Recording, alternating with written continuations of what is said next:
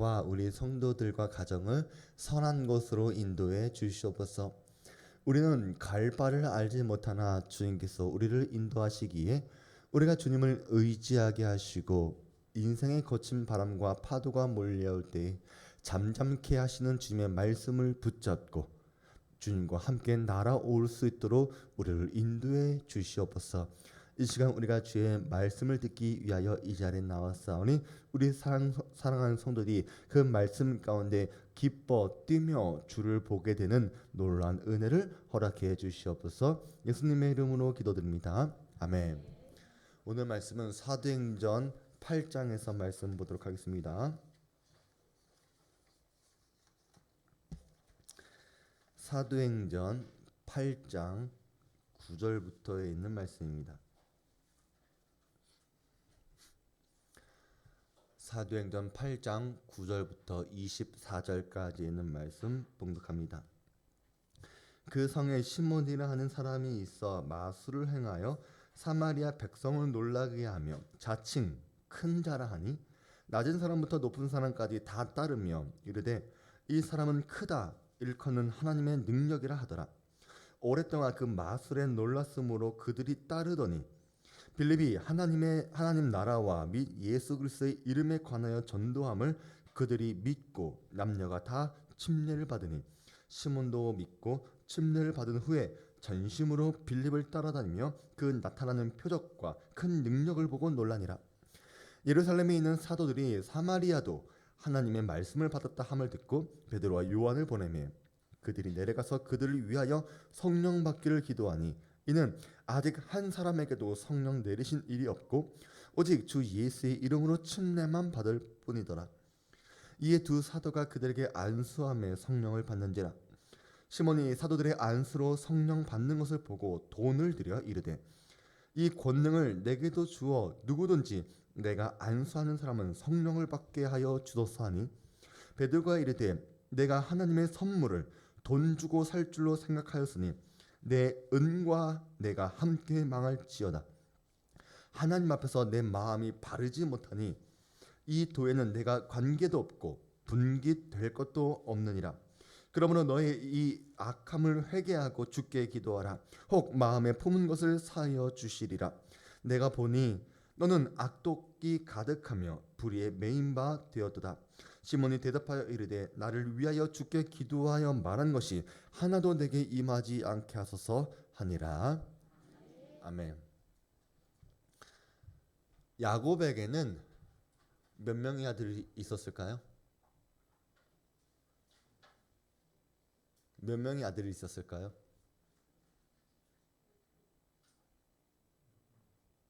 12명이죠. 어떻게 어려운 질문을 제가 드렸나요? 야곱의 아들은 12명입니다. 그 중에서 야곱은 요셉을 향한 편애가 도가 지나쳤기 때문에 그 일 때문에 형들은 요셉을 애굽의 종으로 팔아 넘겼습니다. 그러나 하나님께서는 요셉을 총리로 세우셨고 총리가 된 요셉은 자신을 팔았던 형들과 극적으로 상봉을 하게 됩니다. 총리 요셉이 가족을 만났다는 이야기를 들은 바로 왕은 마치 자신의 일인 것처럼 기뻐하면서 가나안에 살고 있는 아버지 야곱과 또 그 가족들 모두를 애굽으로 초대했습니다. 애굽에서 가족들이 함께 살게 하려고 하는 배려였던 것입니다. 이것에 대한 설명이 창세기 45장에 기록이 되어 있습니다. 요셉의 형들이 왔다는 소문이 바로의 궁에 들림에 바로와 그의 신하들이 기뻐하고 바로는 요셉에게 이르되 내 형들에게 명령하기를 너는 이렇게 하여 너희 양식을 싣고 가서 가나안 땅에 이르거든 너희 아버지와 너희 가족을 이끌고 내게로 오라. 내가 너희에게 애굽의 좋은 땅을 주리니 너희가 나라의 기름진 것을 먹으리라. 이제 명령을 받았으니 이렇게 하라. 너희는 애굽 땅에서 수레를 가져다가 너희 자녀와 아내를 태우고 너희 아버지를 모셔오라. 또 너희의 기구를 아끼지 말라. 온 애굽 땅이 좋은 것이 너희 것임이니라. 김영순 권에 보이세요? 글씨? 작지 않으세요? 괜찮아요? 바로는 야곱한테 가나안 땅에서 사용하던 모든 물건은 미련 없이 아낌없이 버리고 와라 그렇게 당부를 합니다. 땅과 집은 물론이요 필요한 모든 것을 최고의 것으로 줄 것이니까 너희는 그냥 다 내려놓고 와도 된다 그렇게 이야기한 것입니다. 그러면 야곱은 아무것도 가져갈 필요가 없습니다. 가나안에서 사용했던 구닥다리의 새가는 가져가게 되면 짐만 될 뿐이지 새 정착지에서는 아무짝에도 쓸모가 없기 때문입니다. 미국에 처음 유학을 떠났을 때 미국에 대한 정보가 너무나 부정확한 것도 많았고 모르는 게 너무 많았습니다. 오죽하면 갓 태어난 예나를 목욕시키려면 세숫대가 큰 게 필요한데 미국에는 그런 걸 안 판다고 하는 그 이야기를 들어서 세숫대 하나까지도 싸가지고 갔습니다. 근데 웬걸 월마트에 가보니까 롯데마트, 홈플러스보다 훨씬 큰 마트에 물건이 너무나 많았던 거예요. 그러면서 깨달았습니다. 아, 미국이 선진국이구나. 우리나라보다 잘 사는구나. 새삼 알게 되는 것입니다. 한 달 뒤에 트레일러에 한국에서 보냈던 짐들이 도착을 했는데 지금 와서 생각해보면 왜 이렇게 필요 없는 물건이 많았는지 좁은 집에 물건 둘 자리가 없었던 적도 있습니다. 여러분이 새 집으로 이사 가는데 거기에 최고급 빌트인 냉장고도 있고 세탁기도 있고 식기세척기도 있고 건조기가 있다고 생각해 보세요. 그러면 여러분이 지금 살고 있는 집에서 사용하는 물건들을 굳이 가져가야 할 필요가 있겠습니까? 새 가족 부대에는 새 포도주로 채우고 싶은 마음이 아니겠습니까? 뭐 제가 굳이 이야기하자라도 새 집에 들어간다고 하면 여러분이 알아서 새 것을 사려고 하이마트도 가보겠고 전자랜드도 가보겠고 삼성도 가보겠고 LG도 다 가보시겠지만 어쨌든 우리는 그런 마음을 갖고 있지 않겠습니까? 그런데 야곱은 어떻게 했을까? 야곱은 그렇게 하지 않았다는 것입니다. 이스라엘이 모든 소유를 이끌고 떠나 부엘세바에 이르렀다. 야곱은 자신의 재산, 가나안 땅에서 사용하던 일체의 살림살이를 다 챙겨 들고 애굽으로 갔습니다. 가나안에서 이집트까지 그 먼 길을 구닥다리 세간을 이끌고 다 끌고 갔다는 것입니다. 얼마나 힘들었겠습니까? 생각을 하면 할수록 어리석은 행동입니다. 이런 관점에서 우리가 보면 나누어 줄 것은 나누어 주고 버릴 것은 버릴 줄 아는 사람이 야곱보다 훨씬 나은 사람일 것입니다. 이것저것 다 챙겨가지고 부랴부랴 이것저것 그 뭐라고 하더라? 부랴부랴 말고 아리바리 바리바리 다 쓸고 바리바리 다 담아가지고 그렇게 가는 게 언제나 좋은 것은 아니란 것입니다. 그런데 우리의 영적인 모습은 어떻습니까? 바로 왕이 모든 것을 다 책임져 준다. 다 준비되었다. 버릴 것은 충분히 다 버려도 된다. 아니 다 버리고 와도 된다. 그렇게 이야기했는데 몽땅 다 싸들고 바리바리 싸들고 가고 있는 그 야곱처럼 하나님의 자녀로 부르심 받았으면서도 그리스도 안에 새로운 피조물이 되었다라고 말하면서도 여전히 자기 중심적인 옛 성품과 그릇된 언행과 이기적인 마음과 세속적인 욕망을 고스란히 부둥켜 안고 살아가는 우리의 모습이 서로 닮았다 그렇게 생각되진 않습니까? 만약에 우리가 야곱처럼 그렇게 살아가고 있다면 어떻게 하면 이런 어리석고 미련하고 답답한 이런 삶에서 벗어날 수 있을까? 오늘 본문이 그 답을 해주고 있습니다. 스데발의 순교로 시작된 유대인들의 박해는 점점 심해져 갔고 사도들을 제외한 성도들은 예루살렘을 떠나 각처로 흩어졌습니다. 그 흩어진 크리스찬 디아스 포라 가운데 빌립 집사님은 사마리아 성을 찾아갔고 빌립 한 사람 때문에 사마리아 성 전체가 큰 기쁨이 넘쳤습니다. 이 사마리아 성에는 시몬이라고 하는 사람이 살았습니다. 그 성에 시몬이라 하는 사람이 전부터 해서 마술을 행하여 사마리아 백성을 놀라게 하며 자칭 큰 자라 하니 낮은 사람부터 높은 사람까지 다 따르며 이르되 이 사람은 크다 일컫는 하나님의 능력이라 하더라. 오랫동안 그 마술에 놀랐으므로 그들이 따르더니. 시몬은 직업이 무엇입니까? 마술사였습니다.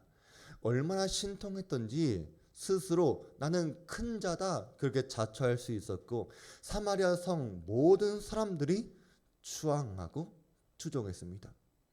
바로 그때 빌립이 사마리아 성에 복음을 전했고 마술사 시몬을 따라다니던 사람들도 빌립을 따라다니면서 침례도 받았습니다. 시몬 입장에서 보면 어떻겠습니까?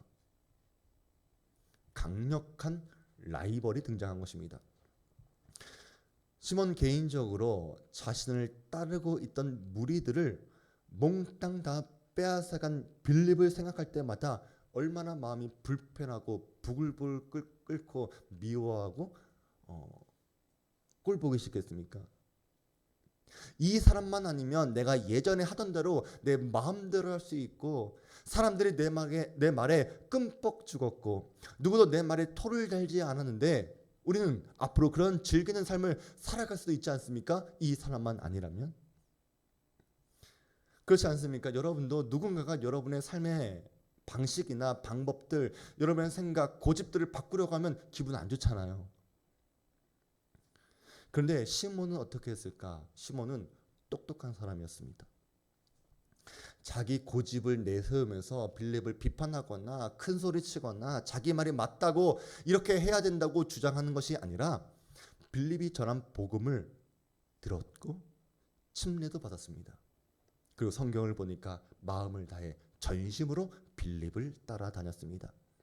스스로 큰 자다 자처하던 그에게 이렇게 행동이 변하는 것은 절대 쉬운 일이 아니었겠지만 빌립을 통해서 참된 진리를 접하고 나니까 그는 그렇게 행동하는 게 더 나은 선택이다 그렇게 생각을 한 것입니다. 여러분이 지금까지 살아오면서 어떤 삶의 행동들이 있지 않겠습니까? 여러분의 경험이나 지식 같은 걸로 살아오시면서 잘못된 적도 있었고 또 잘된 적이 있어서 어쨌든 그런 방식대로 여러분 살아오지 않았겠습니까? 근데 더 나은 방법과 더 나은 지혜가 있다면 여러분 어떻게 하시겠습니까? 여러분은 시몬처럼 바꿀 유연한 자세가 되어 있습니까? 시몬이 누구의 강요나 강압에 의해서 바꾼 것이 아니라 자발적으로 말씀을 배우고 자발적으로 침례를 받았다라고 하는 것은 어쨌든 그릇된 삶에서 돌아서겠다라고 하는 결단의 표시이긴 했습니다. 시몬의 시작은 아름답게 시작을 했습니다. 그런데 사마리아 성에 복음이 전해졌다라고 하는 소식이 예루살렘 성에 있던 사도들에게까지 들려졌습니다. 사도들은 과연 그런 일이 일어날 수 있었을까라고 하는 반신반의하면서 사실을 확인하려고 사마리아 성으로 갔습니다. 그런데 이 사람들이 복음을 듣고 침례를 받긴 했는데 성령은 받지 못했습니다.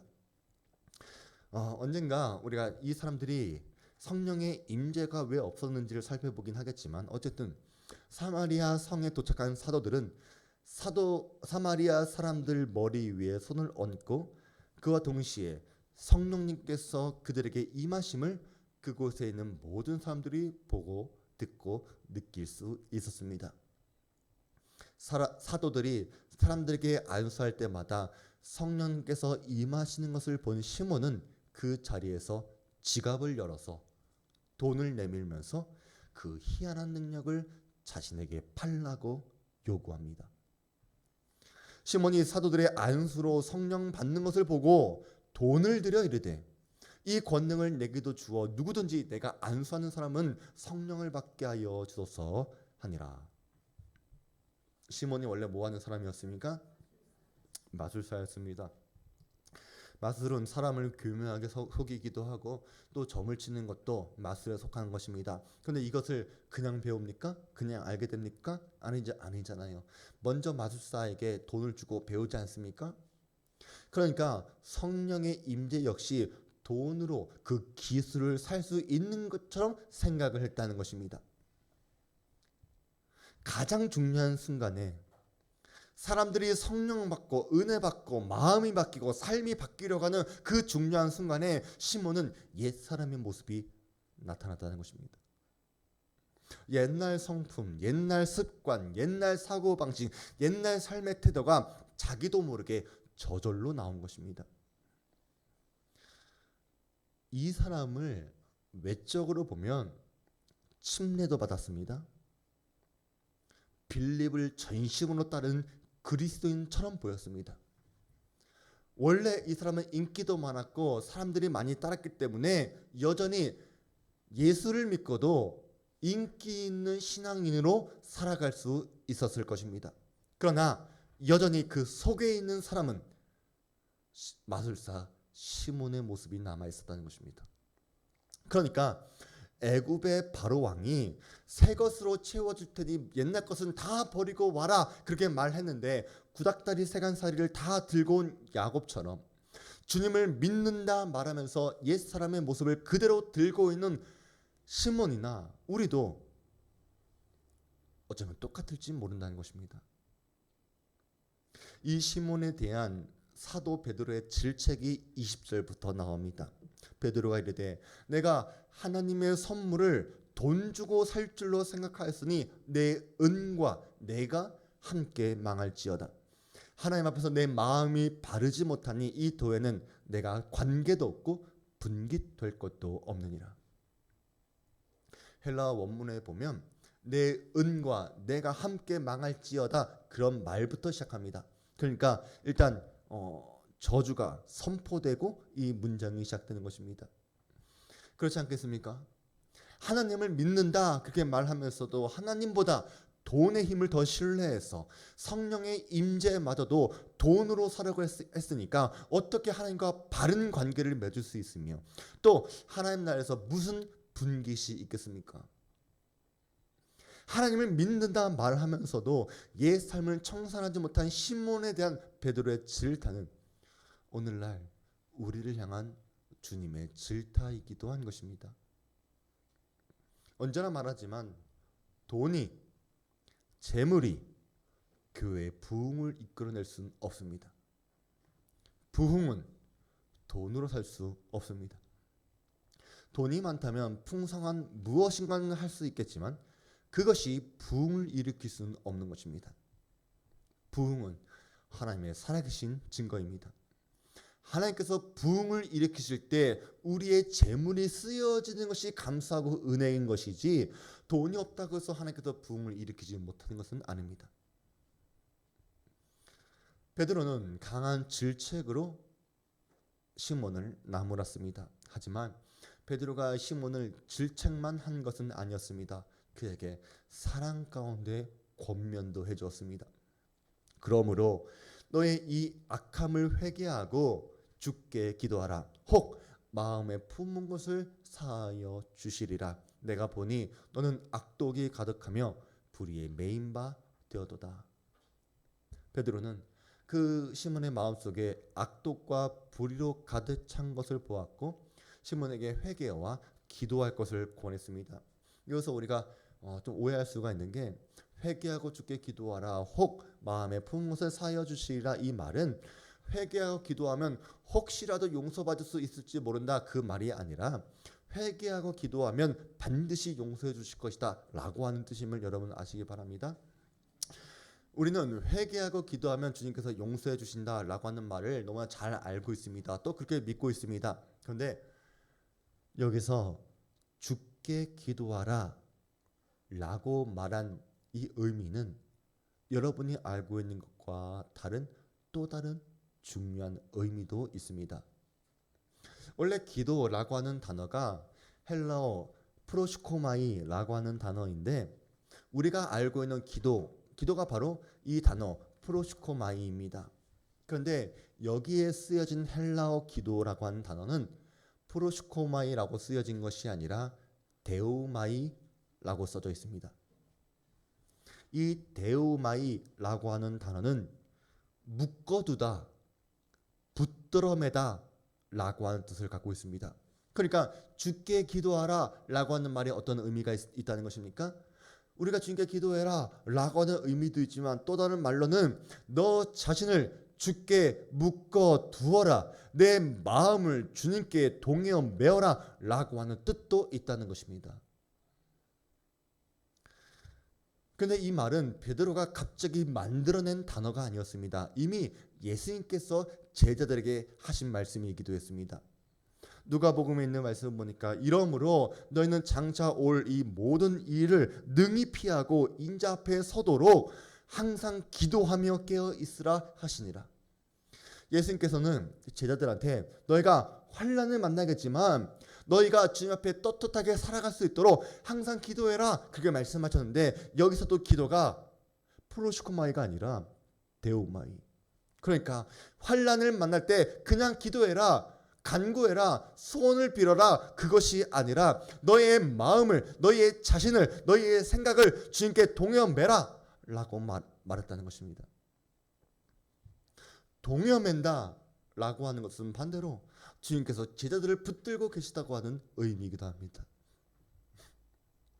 흔히 우리는 기도를 소원이나 바램을 아뢰고 간구하는 정도로 생각하지만 그것이 기도의 전부는 아닙니다. 우리가 아뢰고 간구하는 것만으로는 삶을 바꾸지 못합니다. 평생 소원만 비는 사람한테 어떻게 변화가 일어나겠고 어떻게 거룩하고 어떻게 성숙한 삶으로 바뀔 수가 있겠습니까? 바라기만 하는데. 기도는 나의 마음을 주님께 붙들려고 하는 노동입니다. 주님의 말씀과 생명을 붙잡고 내 생명과 고집과 방법을 내려놓고 계속해서 변하려고 주님을 붙잡고 동여매고 씨름하고 애쓰는 것이 바로 기도라는 것입니다. 우리가 변하려고 주님으로부터 떨어지지 않으려고 해야지만 결정적인 순간에 그리스도인답게 처신할 수 있는 것이지, 나는 변하지 않을 테니까 하나님 알아서 해주세요, 하나님 나를 바꿔주세요 라고 고집 부리는 것은 죄송하지만 제대로 기도하지 못한 것입니다. 그래서 베드로는 시몬한테 너가 회개하고 주님을 붙들어야 한다 그렇게 말한 것입니다. 그래야지만 시몬이 변할 수 있기 때문입니다. 그런데 시몬은 실망스러운 말을 합니다. 시몬이 대답하여 이르되 나를 위하여 주께 기도하여 말한 것이 하나도 내게 임하지 않게 하소서. 시몬은 자기가 스스로 기도하면서 주님께 마음을 붙드는 것 대신에 사도들이 대신 나를 위해서 데우마이 해줄 것을 부탁을 합니다. 위대한 사도들이 자신을 위해 기도해 주는 것은 대단한 일입니다. 목사님이 여러분을 위해 기도해 주고 목자들이 여러분을 위해 기도해 주는 것은 참 귀한 일이지만, 사도들이, 목사님이 여러분을 위해 대신 기도해 주어도 여러분이 저절로 마음이 주님께 동여매어지는 것은 아니라는 것을 여러분 깨닫게 되길 바랍니다. 한 사람이 물가로 말을 10마리, 100마리 끌고 갈 수는 있지만 한 마리도 억지로 물을 마시게 할 수는 없습니다. 사도들은 시몬한테 너가 스스로 주님께 동여매어야 한다 이 말은 해줄 수 있지만 이 실천을 누가 해야 합니까? 시몬이 스스로 해야 하는 것입니다. 만약에 시몬이 베드로의 권면을 들어서 기도를 통해서 자신을 주님께 붙드는 삶으로 바꾸었다면 그는 그 이후의 삶이 향기로웠을 것입니다. 하나님의 능력을 돈으로 사려고 했던 말도 안 되는 잘못된 행동과 성품도 회개하고 주께 기도하면 선을 이루는 사람으로 주님께서 용서해 주시고 그의 삶을 바꾸어 주었을 것입니다. 그러나 사도들이 대신 기도해 주기를 바랐던 시몬은 성경은 더 이상 그에 대해 언급하고 있지 않습니다. 왜 그랬을 것 같습니까? 더 이상 언급할 만한 가치도 없었다는 것입니다. 성경에 단 한 줄도 그에 대해 기록한 것을 아까워한 것입니다. 그렇다면 이제 우리 자신을 생각해 봐야 합니다. 여러분은 어리석은 야곱이나 시몬처럼 그렇게 살아오지는 않았습니까? 벌써 오늘이 6월 달입니다. 어느덧 2022년도 반을 향해 가고 있습니다. 중간쯤 와서 여러분의 삶을 한번 점검해 보시기 바랍니다. 여러분, 올해 무엇이 달라졌습니까? 평소에는 시몬처럼 그리스도인 것처럼 살아가는데, 그래서 침례도 받고 직분도 받고 목사님도 교회도 잘 따라다닌 것 같은데, 결정적인 순간에 여러분의 원래 모습이 툭 튀어나온다면 그 이유가 무엇 때문이라고 생각하십니까? 혹시 지금까지 여러분의 신앙과 여러분의 기도가 소원만을 구했던 그런 기도가 아니었겠습니까? 내가 변하고 싶습니다. 나를 변하게 해주세요. 그렇게 말은 하고 그렇게 기도했지만 정작 주님의 말씀 가운데, 주님의 생명 가운데 여러분이 붙들려지지 않아서, 붙들려고 애쓰지 않아서 때문이 아니라고 생각하십니까? 십자가에서 내 마음을 못 박아 동요매지 않고 예수님의 십자가를 여러분이 스스로 짊어지지 않는다면 죄송하지만 여러분은 예수를 믿고도 여전히 옛 사람 그대로 살아가게 되는 것입니다. 예수 믿으면 달라져야 합니다. 여러분이 교회를 나오셨다면 달라져야 합니다. 여러분의 말투도 달라져야 되는 것이고, 여러분이 한숨 쉬는 것도 달라져야 하는 것이고, 여러분이 투덜대고 불평하고 누군가를 지시하고 그러면서 고집 부리고 화내고 그런 모습도 달라지셔야 합니다. 야곱처럼 옛날 거 그대로 들고 신앙생활 하시면 안 됩니다. 여러분, 무엇을 버리기를 원하십니까? 지난 주일 하나님의 은혜 가운데 체육대회를 무사하게 잘 치렀습니다. 모든 과정부터 해서 하나님의 공급과 은혜가 풍성하게 있었던 보람된 체육대회라고 저는 생각합니다. 그런데 중간중간에 눈살을 찌푸리게 만드는 일과 또 큰 소리들이 들리기도 했습니다. 은혜는 모든 것을 덮기 때문에 하나님께서 그럼에도 불구하고 잘 인도해 주셨지만, 여러분이 잘하고도 틀린 사람이 되지 않으시려면 여러분 계속해서 버리고 바뀌는 경건의 연습을 계속하셔야 합니다. 계속해서 하나님께 여러분의 마음을 동행하시기 바랍니다.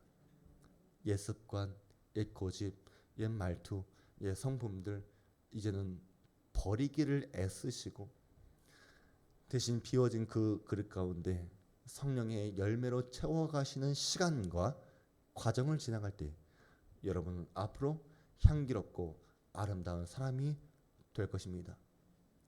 여러분이 오늘 말씀처럼 여러분 마음속에 있는 악함을 회개하시고 또 주님께 기도하시기 바랍니다.